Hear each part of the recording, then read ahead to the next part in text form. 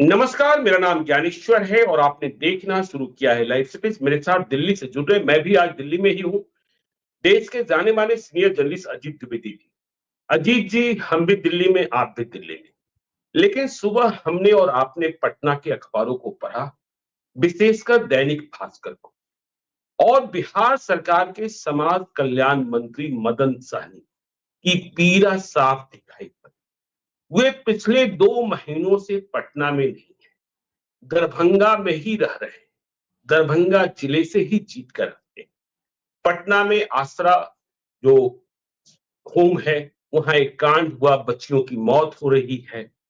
तो जब पत्रकार ने पूछा, दैनिक भास्कर के पत्रकार, तो मदन सहनी ने कहा, पटना आकर क्या करें, हमसे कोई पूछता भी है। अपर मुख्य सचिव हैं समाज कल्याण विभाग की हरजोत कौर। सीधे तौर पर मदन सहनी की नाराजगी दिखी और बात साफ साफ उन्होंने कही, न कोई संचिका मेरे पास आती है, न कोई विमर्श होता है। मैं झगड़ा करने के लिए पटना में नहीं रहना चाहता, मेरी कोई बात माने ही नहीं जाती। कुछ महीने पहले एक बार और मदन सहनी नाराज हुए थे, तो उन्हें बनाया गया। बात मदन सहनी की नहीं, बात सिस्टम की। और मंत्री का क्या महत्व और विभाग में प्रधान सचिव या अपर मुख्य सचिव का क्या महत्व। पिछले कई वर्षों से हम और आप देखते आ रहे हैं कि मंत्रियों की स्थिति गौण होती जा रही है, और चाहे दिल्ली में चाहे पटना में पीएमओ और सीएमओ काम करता है। देखिए, मदन सहनी की पीड़ा फिर से झलकी है, लेकिन 2015-2020 के कार्यकाल में बिहार सरकार के एक मंत्री, जो अब भी बिहार सरकार में मंत्री हैं, कम महत्वपूर्ण विभाग के मंत्री हैं, उन्होंने दिल्ली में मुझसे कहा था अनौपचारिक बातचीत में, क्या कहें ज्ञानेश्वर जी, 15-15 दिनों तक मैं कार्यालय में बैठा रहता हूं, एक संचिका का दर्शन नहीं होता है। और 16वें दिन जैसे ही मैं बाहर कहीं जाता हूं, जो हमारे विभाग के प्रधान सचिव हैं, वे संचिका पर टिप्पणी करते हैं, माननीय मंत्री क्षेत्र भ्रमण पर हैं, इसलिए संचिका सीधे तौर पर मुख्यमंत्री सचिवालय को उपस्थापित कराई जाए। तो आप नीतीश कुमार के स्वभाव को भी समझते हैं और दिल्ली में नरेंद्र मोदी के स्वभाव को भी समझते हैं। दिल्ली में भी मंत्रियों की पीड़ा सामने आती रहती है। और यदि हम बिहार की बात करें, बिहार की ही चर्चा हम करते हैं, तो कुछ एक मंत्रियों को छोड़ दें, जेडीयू के और बीजेपी के। जेडीयू में देखिए, हम कह सकते हैं विजय कुमार चौधरी, संजय झा अब है नहीं मंत्री बिहार सरकार में, अशोक चौधरी, लेसी सिंह, श्रवण कुमार, अब देखिए के पाठक के हटाए जाने के बाद सुनील कुमार भी। बाकी सारे मंत्रियों की कौन पूछता है। ठीक इसी प्रकार से भाजपा के कोटे की बात करें, तो सम्राट चौधरी उप मुख्यमंत्री ही हैं, विजय कुमार सिन्हा है, नितिन नवीन है, कुछ और एक आध मंत्री हैं।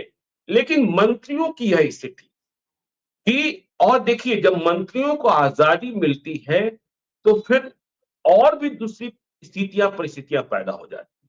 अभी बिहार का उपचुनाव देखिए, इमामगंज में जीतन राम मांझी और संतोष सुमन से जितनी नाराजगी उनके कार्यकर्ताओं को नहीं थी, उनके आप सचिव को हैं या रहे हैं मिस्टर पन्ना, उनसे नाराजगी थी कि वे कैसे। और बाद में इस नाराजगी को खत्म करने के लिए एक छोटी सी मीटिंग में, कार्यकर्ताओं की मीटिंग में, जीतन राम मांझी को कहना पड़ा कि हमने पन्ना को दूध की मक्खी की तरह निकाल कर बाहर कर दिया है, अब उनसे आपको चिंतित होने की जरूरत नहीं है, बाकी सारे काम और हम और संतोष सुमन देख रहे हैं। तो यह सीएमओ और पीएमओ की व्यवस्था, और यदि छूट मिल गई तो इसके बाद निरंकुश स्थिति, इन दोनों स्थितियों पर चर्चा आवश्यक है। लोकतांत्रिक व्यवस्था को हम और आप समझते हैं कि वहां प्रशासकीय जो एडमिनिस्ट्रेटिव ऑफिसर्स हैं उनकी क्या स्थिति है, और जो पॉलिटिकल मास्टर्स हैं उनकी क्या स्थिति है। नीतीश कुमार कितनी आजादी देते हैं, कितनी आजादी नहीं देते हैं, और इसका परिणाम कुपरिणाम क्या सामने आता है। अजीत जी, देखिए ज्ञानेश्वर जी, आपने जो जो ये अभी मुद्दा आया, हमने भी खबर पढ़ी अखबार में, और जो आपने उस भूमिका बताई, इसके दो आयाम हैं। इस पूरे मामले के दो आयाम हैं। एक आयाम तो प्रशासनिक है, एडमिनिस्ट्रेटिव है, और दूसरा आयाम राजनीतिक है। तो वो राजनीतिक आयाम जो है वो बड़ा है, पॉलिटिकल डायमेंशन जो है वो बहुत बड़ा है, विस्तार से उस पर चर्चा करने की जरूरत है। तो पहले हम लोग जो प्रशासनिक पहलू है इसका उसकी बात कर लें। देखिए, मंत्री के नहीं होने से जो प्रशासनिक अधिकारी होता है, जो सचिव होते हैं, विभागीय सचिव होते हैं, या उनके नीचे के जो अधिकारी होते हैं, वो फैसले करते हैं। और वो कई बार ऐसा होता है कि सीधे चीफ मिनिस्टर ऑफिस में रिपोर्ट करते हैं या प्राइम मिनिस्टर ऑफिस में रिपोर्ट करते हैं, और वहां भी प्राइम मिनिस्टर या चीफ मिनिस्टर उनकी रिपोर्टिंग नहीं लेते हैं। वहां भी कोई अधिकारी बैठा होता है जो उनकी रिपोर्टिंग लेता है, जिसके थ्रू सारे काम होते हैं। तो ये एक तरह से ये जो सिस्टम डेवलप हो रहा है धीरे धीरे, आपने ठीक कहा कि पहले एक पीएमओ का सिस्टम होता था, लेकिन उसमें भी एक स्वायत्तता रहती थी मंत्रियों को। अब जो पीएमओ का सिस्टम है इसमें वो स्वायत्तता नहीं है। पीएमओ में कोई 2-1.5 दर्जन जॉइंट सेक्रेटरी बैठे हुए हैं, कई सचिव हैं, कई सलाहकार हैं, और फिर उतना ही बड़ा एक सेटअप कैबिनेट सेक्रेटेरिएट का है, और कैबिनेट सेक्रेटेरिएट और पीएमओ के आपसी कोऑर्डिनेशन से सारे फैसले होते हैं। इस तरह की स्थितियां जब भी बनती हैं, चाहे वो केंद्र में बने या बिहार में बने या किसी भी राज्य में बने, तो ऐसे लोगों के हाथ में कमान आ जाती है जिनकी सीधे जनता के प्रति कोई रिस्पॉन्सिबिलिटी नहीं होती है, जिनका कोई दायित्व नहीं होता है, जनता के प्रति जिनकी कोई जवाबदेही नहीं होती है। ऐसे लोगों के हाथ में कमान आ जाती है जिनको जनता की समस्याओं के बारे में रत्ती भर जानकारी नहीं होती है, जो बिल्कुल ही नहीं जानते जनता की क्या समस्या है। देखिए, अभी एक संदर्भ अब आ गया बीच में, वो आपने कहा पटना के आसरा होम का, जो पटेल नगर का आसरा होम है, वो समाज कल्याण मंत्रालय के अधीन ही आता है, और मंत्री कोई काम, मंत्री के पास कोई फाइल नहीं जा रही है, तो ये किसकी जिम्मेदारी तय होनी चाहिए थी? कैसे बच्चियां मर गई वहां? 3 बच्चियां मर गई, 13 बच्चियां बीमार थी, 8 अभी भी हॉस्पिटल में भर्ती थी। तो इसकी जिम्मेदारी किसकी बनेगी? और जो बाद में जांच हुई है, ज्ञानेश्वर जी, नर्क नर्क जिसका दृश्य लोग गरुड़ पुराण में देखते हैं, गरुड़ पुराण में जो नर्क का दृश्य बताया जाता है, उस तरह की स्थिति है उस आसरा होम। और सिर्फ उस एक आसरा होम की बात नहीं होगी, हर आसरा होम की वही स्थिति होगी। नर्क वाली स्थिति है कि लड़कियां जो मानसिक रूप से विक्षिप्त हैं, जो मेंटली मतलब फिट नहीं है, उनको रखा गया है वहां। ट्रेस मिले हैं, मल मूत्र के ट्रेस बेड पर मिले हैं, गंदा किचन मिला है, पूरी गंदगी फैली मिली हुई है, खाने की चीजें ऐसी सप्लाई हो रही हैं जो इतनी घटिया दर्जे की हैं। इसकी जिम्मेदारी किसकी होगी? मंत्री। मुजफ्फरपुर सेंटर होम याद है ना? अजय जी, मुजफ्फरपुर सेंटर होम याद है? इतना बड़ा कांड हुआ था, और पूरे देश में कैसे थू लेकर के बिहार की उस चीज को लेकर के। तो ये जवाबदेही, इन चीजों की जवाबदेही जो व्यक्ति चुन करके आता है, जो जनता का प्रतिनिधि होता है, उसका होता है। लोग उससे सवाल पूछते हैं, तो उसको कोई काम नहीं मिल रहा है, तो उसे क्या सवाल पूछिएगा? तो इसका जो एडमिनिस्ट्रेटिव पहलू जो हम कह रहे थे, वो ये है कि अधिकारी अपने हिसाब से काम करते हैं, उनकी कोई जवाबदेही नहीं होती है। और उनको ये हरी झंडी कहां से मिली होती है? तो चीफ मिनिस्टर के कार्यालय से मिली होती है। उस पर आएंगे जब हम लोग राजनीतिक पहलू पर चर्चा करेंगे। लेकिन अभी जो हम एडमिनिस्ट्रेटिव पहलू की जो बात कर रहे हैं, ऐसा नहीं है कि आपने अधिकारियों के हाथ में कमान दे दी, अधिकारियों को बहुत ज्यादा पावरफुल बना दिया तो उससे सिस्टम ठीक हो जाता है। सिस्टम ठीक नहीं होता है उससे। देखिए, अधिकारियों की तो और कोई जवाबदेही नहीं होती है, उनको किसी से नहीं मिलना होता है, उनके सामने कौन आकर के किसी कोई कमी बता सकता है? नेता तो राजनीतिक व्यक्ति जो है, वो हर दिन 10, 20, 50, 100 लोगों से मिलता है, और उसके सामने कोई भी आदमी किसी कमी का जिक्र कर सकता है कि अमुक कमी है। अधिकारी के सामने कोई कमी का जिक्र नहीं कर सकता है, अधिकारी से तो कोई मिल भी नहीं सकता है। अधिकारी महोदय, सचिव महोदय बैठे हुए हैं या बैठी हुई हैं अपने दफ्तर में, वहां भी कोई नहीं मिल सकता है, और जब घर में चलेगा तो वहां भी कोई नहीं मिल सकता है। तो आप अंतर्यामी तो है नहीं कि सारी समस्याएं आपको दिखेंगी। तो सरकार प्रशासन बहुत कमजोर होता है इस सिस्टम से। यहाँ सिस्टम इसलिए ये बनाया गया है, नेता और अधिकारी दोनों का सामंजस्य होगा तो एक को जमीनी फीडबैक राउंड से ले आएगा, दूसरे को इम्प्लीमेंट करने के लिए कहेगा। हमने तो हमने तो दोनों दौर देखा है। जब मंत्री इतने ताकतवर होते थे, जो कहा करते थे I am the government and you are my servant, you have to obey what I say. और आजकल मैं देखता हूं कि मंत्री ही जो है अपर मुख्य सचिव और प्रधान सचिव की जी हुजूरी करने में लगे होते हैं, क्योंकि उनका भी काम होता है और वैसे काम होते हैं जिसमें निजी फायदा होता है। और हमें और आपको आश्चर्य, देखिए, मैं जब कभी राज्य कैबिनेट की बैठक होता है, मैं दिल्ली में भी देखता हूं, दिल्ली में तो प्रधानमंत्री नरेंद्र मोदी कहते हैं 3-3 घंटों की बैठक होती है कैबिनेट की, और कई प्रस्ताव हैं जो वापस विचार के लिए भेजे जाते हैं। लेकिन मैं राज्य कैबिनेट में तो देखता हूं कि 41 एजेंडों पर मुहर लगी, 32 एजेंडों पर मुहर लगी, और बैठक आधे घंटे में खत्म हो गई। पता नहीं 32 एजेंडों पर 41 एजेंडों पर कैसे 15 मिनट में 20 मिनट में चर्चा हो जाती है और बैठक खत्म हो जाती है। किसी को कुछ पता भी रहता है या जो अधिकारी जो फाइल भेजते हैं उस पर सिर्फ मुहर लग जाती है। नहीं, बिल्कुल यही होता है। तो जब जैसे पहले हम लोगों ने एडमिनिस्ट्रेटिव पहलू इस समस्या का डिस्कस किया और हमने कहा था कि राजनीतिक पहलू बड़ा है, तो जो आप जो कह रहे हैं ये उस राजनीतिक पहलू का हिस्सा है। ये एक कल्चर डेवलप हो गया है इस देश में कि जो मुख्यमंत्री है या प्रधानमंत्री है वो मालिक है, और वो मालिक है, उसी के करिश्मे पर पार्टी चुनाव जीतती है, इसीलिए जो करना है उसको करना है, बाकी लोग उसके सबॉर्डिनेट हैं। जबकि ये नहीं होता, ये सबॉर्डिनेट नहीं होते हैं मंत्री। हम लोग जिस कॉन्स्टिट्यूशनल सिस्टम को, मैकेनिज्म को हम लोगों ने अपनाया है, ये वेस्टमिंस्टर मॉडल है जो इंग्लैंड का मॉडल था, और इसके बारे में सर आइवर जेनिंग्स ने लिखा है कि चाहे प्राइम मिनिस्टर हो या चीफ मिनिस्टर हो, वो फर्स्ट अमॉन्ग इक्वल्स होता है, समानों में प्रथम होता है। वो भी एक कैबिनेट मंत्री होता है, ऐसा नहीं है कि वो उनके ऊपर नहीं होता, वो भी एक कैबिनेट मंत्री होता है, और बाकी सबका रैंक समान होता है, वो समानों में प्रथम होता है। मतलब जो हम लोग जर्नलिज्म के बारे में जिस तरह की हायरार्की की बात करते हैं कि यहाँ कोई वर्टिकल हायरार्की नहीं है ब्यूरोक्रेसी की तरह, कि एक आदमी के ऊपर दूसरा, दूसरे के ऊपर तीसरा है, या ऊपर वर्टिकल हायरार्की नहीं होती है, हॉरिजॉन्टल हायरार्की होती है। एक ही लाइन पर कोई आदमी आगे है, कोई आदमी उसके पीछे है। तो ये हॉरिजॉन्टल हायरार्की ही होती है राजनीति में भी, पॉलिटिक्स में भी, सरकार में भी, कि मुख्यमंत्री जो है वो समानों में प्रथम है। लेकिन ये चीज अब बदल गई है। पिछले 10-20 साल में ये इतना डिटोरिएट हुआ है, ये पूरा सिस्टम इतना डिटोरिएट हुआ है कि एक व्यक्ति के करिश्मे से पार्टियां चलती हैं, और उसी व्यक्ति के करिश्मे की वजह से सब आदमी मानता है कि जितने लोग जीते हैं वो उस व्यक्ति के चेहरे पर, उस व्यक्ति के नाम पर चुनाव लड़े हैं, तो अब जो डिसीजन करना है उसको करना है। और आपने कितनी बार सुना होगा, हमने तो अभी चुनाव में सुना, अभी दिल्ली के मुख्यमंत्री रहे, जो अब पूर्व मुख्यमंत्री हैं, आम आदमी पार्टी के राष्ट्रीय संयोजक अरविंद केजरीवाल पदयात्रा कर रहे थे, तो उन्होंने कहा कि 70 सीटों पर मैं लड़ूंगा, आप उम्मीदवार को मत देखिए, मुझे वोट दीजिए। तो जब प्रधानमंत्री नरेंद्र मोदी के बारे में भी कहा जाता था कि उन्होंने भी कहा कि हर सीट पर मैं लड़ रहा हूं। तो जब हर सीट पर एक व्यक्ति लड़ रहा है जो प्रधानमंत्री या मुख्यमंत्री होगा, तो उसके सामने मंत्रियों की क्या हैसियत होगी? वो क्यों किसी मंत्री को, जब अपने नाम पर हम चुनाव जीते तो मंत्रियों की कोई हैसियत नहीं होगी। तो उसी सोच में एक सीएमओ, पीएमओ, एक सुपर पावर का स्ट्रक्चर डेवलप हुआ है। ये ऐसा पावर स्ट्रक्चर है जिसमें 2 आदमी, 5 आदमी, 10 आदमी बिठा दो सीएमओ में, चीफ मिनिस्टर का जो सीएम ऑफिस है उसमें 10 आदमी उस सेक्रेटेरिएट में बिठा दो, ज्वाइंट सेक्रेटरीज बिठा दो, डिपार्टमेंट्स बांट दो उनके अंदर में, और वहीं से सारी फाइल जनरेट हो। ये उल्टी गंगा बहाने की तरह है। गंगा हिमालय से नहीं निकल रही है, और हिमालय से निकल के गंगा सागर में नहीं मिल रही है जाकर के पश्चिम बंगाल, उल्टी चल रही है पश्चिम बंगाल से हिमालय की तरफ। मतलब ये सिस्टम है कि सीएमओ में फाइल जनरेट हो, सीएमओ में जो सेक्रेटरी, जैसे 5 सेक्रेटरी है, हर सेक्रेटरी के पास 10-10 विभाग है, तो उस विभाग की संचिका वो तैयार करेगा, और वहां से इशू चुने जाएंगे, वहां से तैयार होकर के मंत्री के कार्यालय में भेजा जाएगा, और वहां जो विभागीय सचिव है उसको मंत्री से अनुमोदन लेना है, नहीं लेना है, वो फिर वापस रूट होकर के सीएमओ में फाइल आ जाएगी। तो ये सिस्टम बन गया है।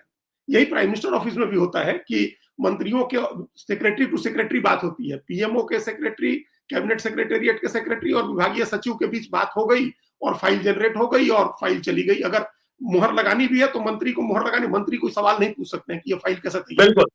तो ये समस्या, इसकी वजह से जो हमने पहले कहा, इतनी समस्या अभी भी आ रही है, आगे और आएगी, क्योंकि वो जो इंडिपेंडेंट फीडबैक होनी चाहिए है वो नहीं है।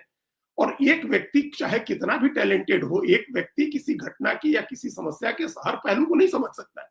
अगर 2 लोग 3 लोग मिल करके कर रहे हैं, मान लीजिए कि मंत्री इन्वॉल्व होता, तो मंत्री के साथ उसका प्रिंसिपल सेक्रेटरी इन्वॉल्व होता, वो भी आईएएस होता है या स्टेट सर्विस का होता है, तो मंत्री का दिमाग लगता, उसके प्रिंसिपल सेक्रेटरी का दिमाग लगता, उसके यहाँ कोई ओएसडी है तो उसका दिमाग लगता, फिर विभागीय सचिव की बात होती, तो एक कॉम्प्रिहेंसिव विचार विमर्श के बाद एक फाइल तैयार होती।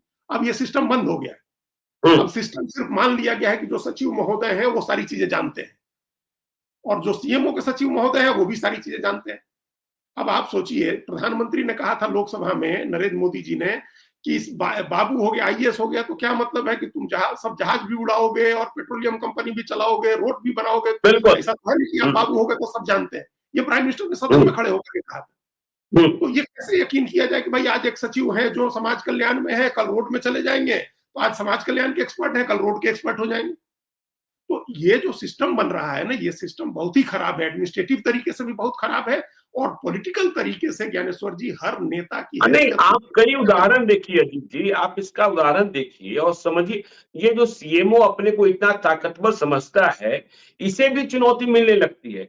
देखिए, और अधिकारियों पदाधिकारियों की क्या कहिएगा। देखिए, आपको याद होगा जब महागठबंधन की सरकार बनी थी, एक मंत्री जब प्रभार ग्रहण करने गए तो उस विभाग की प्रधान सचिव उन्हें रिसीव करने तक नहीं गई थी। और आपने वह दौर भी देखा कि जब स्कूल में टाइमिंग को लेकर विवाद हुआ और मुख्यमंत्री ने विधानसभा में कहा कि टाइमिंग सुधारी जाएगी, इसके बाद भी कितनी किचकिच हुई। देखिए, जो सीएमओ और सीएम भी फैसला कर लेते हैं, यदि आप ज्यादा आजादी देंगे तो बाद में मालूम यह होता है के पाठक की विदाई कैसे हुई और किस तरीके से हुए रहे। ठीक है, मंत्री से तो नहीं बनी, चंद्रशेखर से नहीं बनी। चंद्रशेखर अपने कारणों से विवाद में थे, मतलब राजनीतिक बयानबाजी और दूसरी चीजें। लेकिन मुख्यमंत्री सचिवालय या मुख्यमंत्री की बात भी पूर्ण रूपेण सुन रहे थे के पाठक। देखिए, काम भी बहुत अच्छा कर रहे थे, लेकिन बात तो आपको सुनना होगा ना। तो यदि मंत्रियों को सीएमओ कन्नी काट रहा है तो सीएमओ को भी कन्नी काटने में आपने देखा ही कि किस तरीके से बिहार के डीजीपी आरएस भट्टी से तालमेल नहीं बैठा और फिर उन्हें वापस आना पड़ा, दिल्ली में सीआईए सब के चीफ बने। तो ये सारी स्थितियां परिस्थितियां जो है ना, जो लोकतंत्र में स्थापित व्यवस्थाएं हैं, उसके विपरीत बिल्कुल दिखाई पड़ती है। देखिए, ये हम हमेशा मानते रहे ज्ञानेश्वर जी, मेरा हमेशा मानना है कि ब्यूरोक्रेसी को, नौकरशाही को, जो अधिकारी हैं उनको एक दायरे में रहना चाहिए। उनके ऊपर राजनीतिक जो हम लोग का पॉलिटिकल सिस्टम है उसकी लगाम होनी चाहिए। उनकी योग्यता क्षमता जो है उसका इस्तेमाल करना चाहिए, लेकिन वो इस्तेमाल नेताओं को करना चाहिए। हम शायद ही इस पूरी देश के ब्यूरोक्रेसी, पूरे देश की ब्यूरोक्रेसी में 10 लोग गिने चुने अपवाद होंगे जो बड़े विजनरी थे, जिन्होंने अपने विजन से कुछ काम किया हो। 10 लोग होंगे, 20 लोग होंगे, हजारों लाखों अधिकारी हुए उन लोगों में। काम तो नेता के विजन से होता है, जो राजनीतिक व्यक्ति होता है। अब आज की तो पूरी नस्ल ही बिगड़ती जा रही है। नेता भी अब कौन आ रहे हैं जो ठेकेदारी कर रहे थे या बालू बेच रहे थे या तस्करी करा रहे थे, पैसा हो गया तो नेता बन गए। हम ऐसे नेताओं की बात नहीं कर रहे हैं, लेकिन जो विजन होता है वो बेसिकली नेता का होता है। उसकी एक तो सबसे बड़ी बात होती है कि उसकी जवाबदेही होती है, उसको जनता के बीच में जाना होता है, 5 साल के बाद मैंडेट लेने जाना होता है। और बिहार अभी आज की तारीख में देश में तो हर साल चुनाव होते रहते हैं। कभी नगर पालिका का चुनाव है, कभी पंचायत का चुनाव है, कभी एमपी का चुनाव है, कभी एमएलए का चुनाव है। तो हर समय उनको जवाबदेही रहती है, जनता के बीच में जाना होता है, जनता का काम करना होता है। अधिकारी की ऐसी कोई जवाबदेही नहीं होती है। तो एक तो नेता के जवाबदेही भी होती है और वो उसके पास एक दृष्टि भी होती है, जो समस्याएं वो देखे रहता है उसको दूर करने की भी उसकी जरूरत भी होती है। लेकिन अब दूसरी बात जो आपने कही कि अगर छोड़ दिया जाए, तो अगर मुख्यमंत्री आज का कमांड ढीली कर दें और मंत्रियों को ही सारे अधिकार देते तो मंत्री ऐसे बेलगाम हो जाएंगे कि काबू में ही नहीं रहेंगे। वो स्थिति अधिकारियों के साथ हो जा रही है कि अधिकारियों को छोड़ दिया जाए तो वो बेलगाम हो जा रहे हैं। पहले मंत्री का निरादर करना शुरू करते हैं और फिर मुख्यमंत्री का ही निरादर करने लगते हैं। मुख्यमंत्री के ही कार्यालय की का कोई महत्व नहीं रह जाता है। तो ये स्थिति कब आती है? जब शासन का इकबाल कम होता है। बिहार के संदर्भ में हम ये कह सकते हैं कि बिहार में शासन का इकबाल कमजोर हुआ है, नीतीश कुमार की सेहत की वजह से हो या उनकी उदासीनता की वजह से हो, लेकिन बिहार में सरकार का इकबाल कम हो गया। पॉलिटिकल लीडरशिप की धमक कम हो गई है। एक नीतीश कुमार के बारे में आमतौर पर लोग कहते थे कि उनके सामने किसी की हिम्मत नहीं होती थी बात करने की, चाहे नेता हो या अधिकारी हो। उनका डिक्टेट चलता था, उनका आदेश चलता था, उनके आंख के इशारे से काम होते थे। अब नीतीश कुमार खुद ही उदासीन हो गए हैं, चाहे नहीं, आप ही कह रहे थे ना दीदी, आप ही कह रहे थे ना, ये सिस्टम बिगड़ना कहां से शुरू हुआ। सीएमओ की हम बात कर लें। आरसीपी सिंह जब सुपर सीएम थे तो डीएम एसपी छोड़िए, सीओ और बीडीओ तक कहता था कि रामचंद्र बाबू से बात हो गई है। हाँ, रामचंद्र बाबू से बात हो गई है। और आज क्या है, आज जिस पर दीपक बाबू का आशीर्वाद प्राप्त है वो बाकी किसी को नहीं समझ रहा है। तो ये स्थिति बन गई ना। तो ये वही स्थिति है। पॉलिटिकल लीडरशिप के पहले क्या था, नीतीश कुमार ने अपना पावर डेलीगेट कर दिया आरसीपी सिंह को।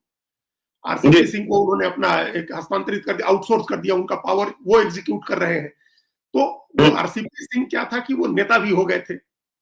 अभी दीपक कुमार नेता नहीं हुए हैं, तो इनको अभी अधिकारी ही हैं, उस अधिकारी के मोड में है। तो जब अधिकारी के मोड में आप रहिएगा तो अधिकारी की तरह आप काम करते हैं और आपका जब इतने वर्षों तक आपने बिहार में ही अधिकारी के तौर पर काम किया है, तो आपका एक पीयर ग्रुप होगा, आपके चाहने वाले, आपके चहेते अधिकारियों की एक टीम होगी जिन पर चाहे अनचाहे आपका बर्दाश्त होगा, और वो भी अपने को उसी तरह से मान रहा होगा। तो इसकी वजह से भी एक एनार्की, एक तरह का इंडिसिप्लिन होता है ब्यूरोक्रेसी में, जो हमको बिहार की ब्यूरोक्रेसी में हमेशा दिखता है कि एक तरह का इंडिसिप्लिन है वहां। वहां जिसको बोल, उसको एक पता नहीं कहीं से एक हिंट मिल गया कि नीतीश कुमार को कोई मतलब नहीं है, नीतीश कुमार चाहते हैं कि मंत्री से ज्यादा इंटरेक्ट नहीं करना है, तो आप 5 पैसे की छूट मिलेगी, 50 पैसे की छूट आप खुद बना लेते हैं अधिकारी। वो खुद ही काम करने लगते हैं। जो आपको जिस मंत्री ने कहा था कि 15 दिन ऑफिस में बैठे रहे तो संचिका नहीं आई, जिस दिन बाहर निकले उस दिन मंत्री बाहर है करके संचिका। तो उस संचिका में जो काम हुआ होता है ना, वो उस अधिकारी की अपनी मर्जी से होता है, और उसमें निश्चित रूप से दूसरे कंसिडरेशन होते हैं। जनहित उसमें बाद में आता है, अपना हित, स्वहित सबसे पहले आ जाता है।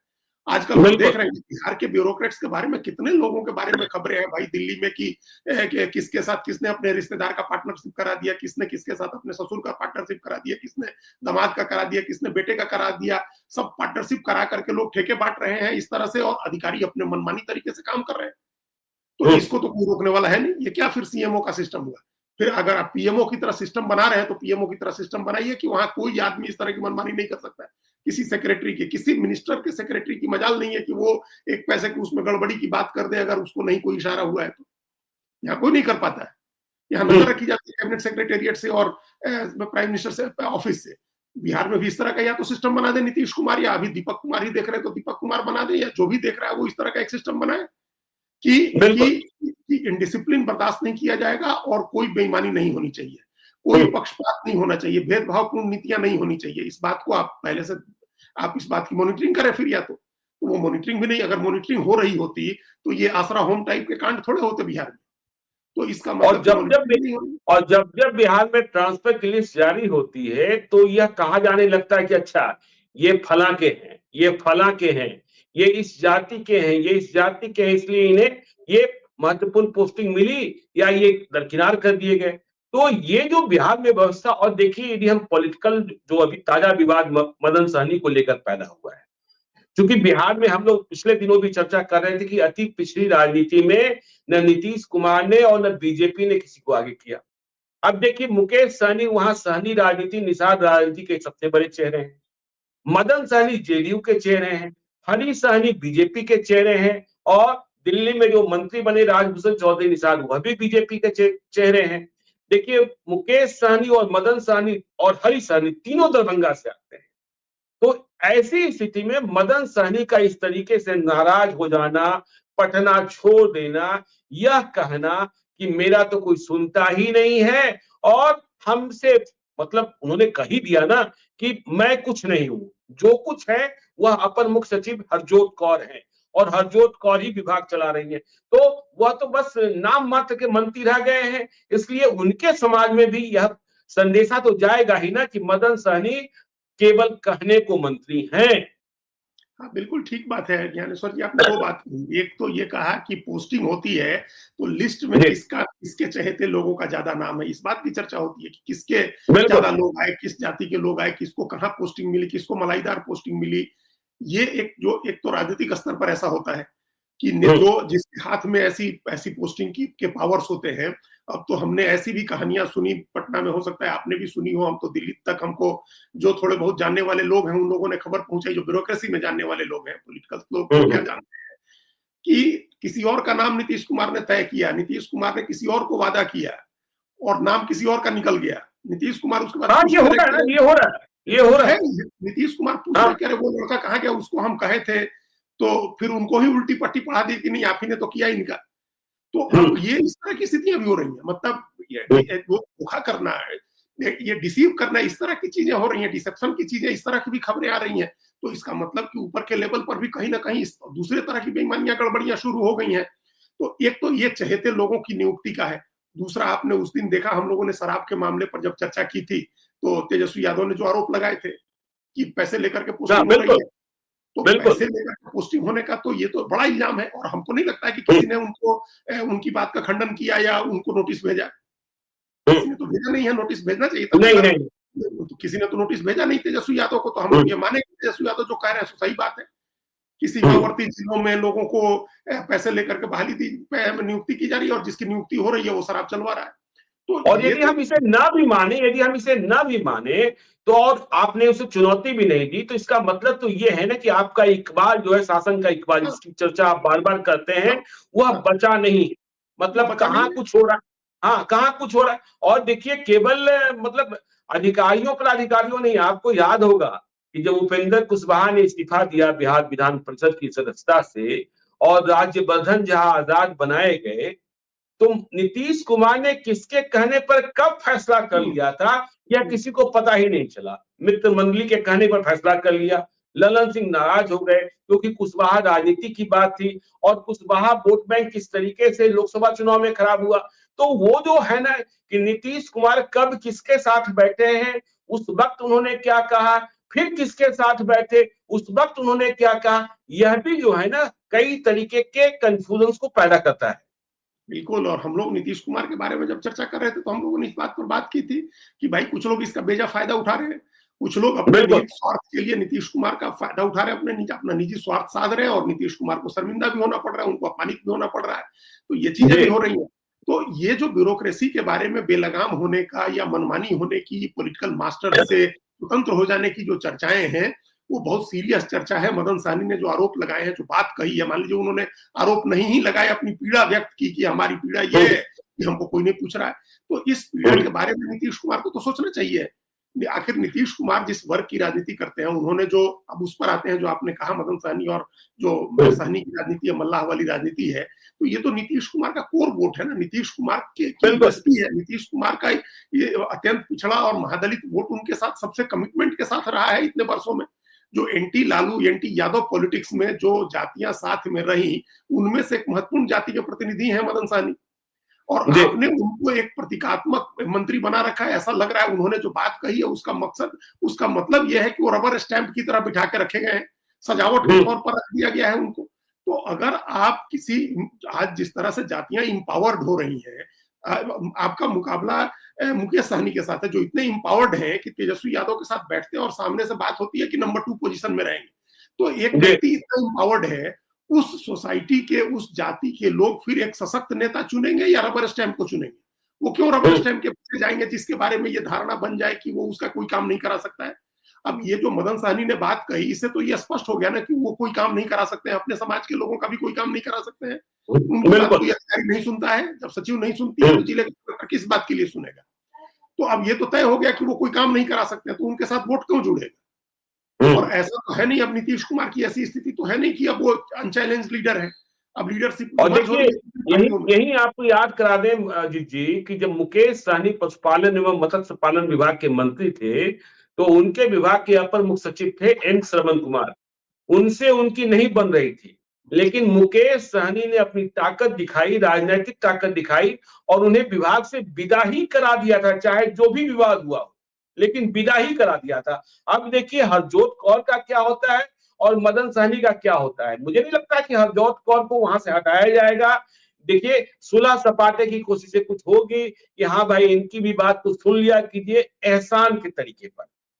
हाँ, उससे इनकी बातें भी सुन, उससे ज्यादा कुछ नहीं होना है, ये नहीं होगा। और हरजोत कौर की जगह कोई दूसरा आ जाए तब भी वो मदन सहनी की बात नहीं सुनने लगेगा। बिल्कुल, मदन सहनी की छवि ही ऐसी बना दी गई, उनको इसी तरह का नेता बना दिया गया। हम पहले भी कहते रहे ज्ञानेश्वर जी कि जेडीयू के तमाम एमएलए एमपी 2-4 लोगों को छोड़ दें तो सब इसी तरह के निराकार लोग हैं जिनका कोई मतलब नहीं। तो इस तरह की ये तो बहुत ही खराब स्थिति है ना। ये तो आप राजनीतिक रूप से बहुत कमजोर होते हैं आप इससे। आजकल जातियां लालू यादव को क्यों यादव सबसे मजबूत खूंटा मानते हैं, क्योंकि उनको पता है कि मुख्यमंत्री नहीं है, तब भी हम जाएंगे तो फोन उठा करके किसी को कहेंगे तो लोग उनकी बात सुनेंगे। लेकिन अब सहनी समाज के नेता है मदन सहनी, और खुद ही कह रहे हैं कि हमारी बात कोई नहीं सुन रहा है। और आज भी मुकेश सहनी फोन उठा करके किसी को कहे तो उनसे ज्यादा सुनवाई होगी। तो सहनी समाज के जो लोग हैं, मल्लाह समाज है, क्यों नहीं फिर मुकेश सहनी के पीछे जाएगा? किस लिए फिर वो मदन सहनी के साथ आएगा? जब अपने समाज के किसी का कुछ नहीं करा सकते हैं, अपनी मिनिस्ट्री में कुछ नहीं करा सकते हैं, तो दूसरी मिनिस्ट्री में या दूसरे लोगों का क्या करेंगे? वो 3 लाख 4 लाख लोगों के प्रतिनिधि हैं, उनकी जो कंस्टिट्यूएंसी है 3-4 लाख लोगों के, मान लीजिए वो प्रतिनिधि हैं, तो उनका क्या काम करेंगे? उसमें तो हर किसी का कहीं भी काम हो सकता है। ये जो पहले का सिस्टम था, जो अभी आपने कहा ना कि बीडीओ सीओ भी बात नहीं सुनता था विधायक वगैरह की, मंत्री की, तो क्यों सुनेगा? वो नहीं सुनेगा। तो ये एक पूरी चेन खराब होती है इससे। पूरी चेन जो पॉलिटिशियंस की एक चेन बनी हुई है कि पॉलिटिशियंस 10 आदमी का काम कराएगा, 10 आदमी को ऑब्लाइज कराएगा, तो उसके खिलाफ एंटी इनकम्बेंसी कम होती है। लेकिन यहाँ तो एंटी इनकम्बेंसी ऐसी ज्यादा है कि लोग विधायक के किसी काम ही नहीं आता है, विधायक उनके उसके दरवाजे पर बैठे रहिए, वो कोई काम नहीं कराता है। और जब वोट का टाइम आता है, विधायक जाता है हाथ जोड़ के तो गाली सुनता है, फिर उसका सर्वोच्च नेता आके कहता है कि हमको दे करके वोट करिए। तो ये तो पूरा डेमोक्रेटिक प्रोसेस ही आप उल्टी अंगुल के बल खड़ा कर दीजिएगा। डेमोक्रेसी में तो ये प्रोसेस बना है कि पहले विधायक चुना जाएगा और सारे जो विधायकों का में बहुमत दल का जो नेता होगा वो मुख्यमंत्री चुना जाएगा, समानों में प्रथम होगा। यहाँ भी उल्टी गंगा बह रही है कि मुख्यमंत्री कह रहे कि हमको चुन दो, हमारे नाम पर विधायक चुन दो, जबकि विधायक चुनेगा मुख्यमंत्री, सारे विधायक मिलकर मुख्यमंत्री। और यहाँ मुख्यमंत्री कह रहे कि पहले हमको चुन दो, फिर विधायक को तुम्हारा कोई भी होगा उसका चेहरा मत देखो। तो इस तरह से 14 करोड़ आदमी का काम एक आदमी थोड़े करा सकता है। इसीलिए तो विधानसभा का सिस्टम बना हुआ है कि 243 आदमी काम कराएंगे। तो जब सत्तारूढ़ दल के मंत्री की यह हैसियत है कि सचिव उसकी बात नहीं सुन रहा है, तो बाकी विधायकों की आप कल्पना करिए कि उसकी बात कौन सुनता होगा। तो ये पूरा सिस्टम ही पोल्यूटेड हो गया है, पूरा सिस्टम ही एक तरह से करप्ट हो गया, ये सिस्टम सारा खराब हो गया। और मुख्यमंत्री तक कोई पहुंच नहीं सकता है, मुख्यमंत्री के सलाहकारों तक और कोई नहीं पहुंच सकता है, तो किसी का काम नहीं होगा। ऊपर से जो संजय वाली दिव्य दृष्टि से मुख्यमंत्री और उनके सलाहकार लोग देखेंगे कि बिहार में ये काम होना चाहिए, वो काम हो जाएगा। आप नीचे से कोई फीडबैक नहीं दे रहे, मंत्री की बात नहीं सुन रहे।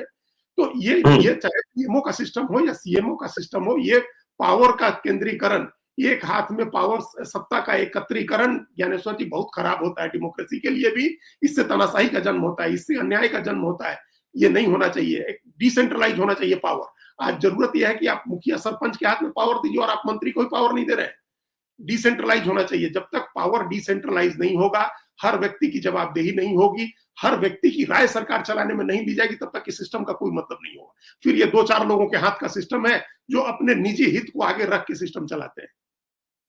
चलिए, तो देखिए 2-4 लोग सिस्टम ही चला रहे हैं और जो डेमोक्रेटिक सिस्टम है वो कोलैप्स होता दिख रहा है। और सीएमओ और पीएमओ यदि यही चलाना है, इन्हीं को चलाना है, तो फिर मंत्रियों की जरूरत क्या है, विधायकों की जरूरत क्या है? और प्राधिकारी ही सब कुछ चला ले, फिर क्यों चुनाव कराना है और क्यों इतना खर्चा करना है? मैं आज सुबह देख रहा था कि इतने करोड़ रुपए के चाय पानी के बिल आ रहे थे मतगणना सेंटर पर। तो देखिए, यह चर्चा बिहार में विवाद पैदा हो ही गया है। अब देखना है मदन सहनी को किस तरीके से मनाया जाता है, वे किस तरीके से दरभंगा से पटना वापस आते हैं और अपने कार्यालय में जाते हैं कि नहीं जाते हैं। तो इस खबर पर हमारी आगे भी नजर बनी रहेगी, हम लोग चर्चा करते रहेंगे। आप देखते रहिए लाइव स्टिच को। यदि अब तक आपने हमारे यूट्यूब चैनल लाइव स्टिच को सब्सक्राइब नहीं किया है तो जरूर कर लीजिएगा। और यदि इस वीडियो को आप फेसबुक पेज के माध्यम से देखें तो पेज को लाइक कीजिएगा। हैंडल एक्स पर भी हमें फॉलो कीजिए। धन्यवाद।